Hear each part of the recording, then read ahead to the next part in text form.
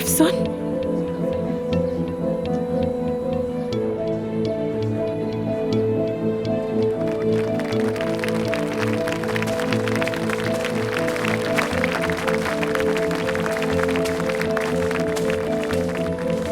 Aamir dear, congratulations. लगता है कि तुम फिर से सिंगल लोगों की लिस्ट में आ गए हो। खैर, तुम तो हमारे लिए हमेशा से ही सिंगल थे।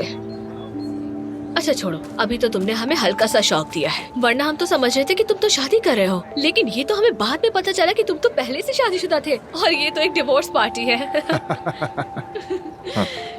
कितना स्मार्ट है ये। वैसे मुझे तो कुछ भी समझ नहीं आ रहा था, लेकिन कमाल पार्टी तुम बहुत यार। अच्छी थी, काफी मजा आया। Thank you so much. अब हम चलते हैं। Good bye. आ जाओ, आ जाओ। सी यू।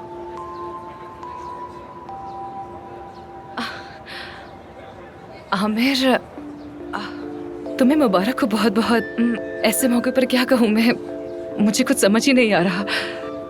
वैसे इस सिचुएशन में क्या कहूँ मुझे भी नहीं मालूम, लेकिन तुम्हें समझाने की बहुत कोशिश की।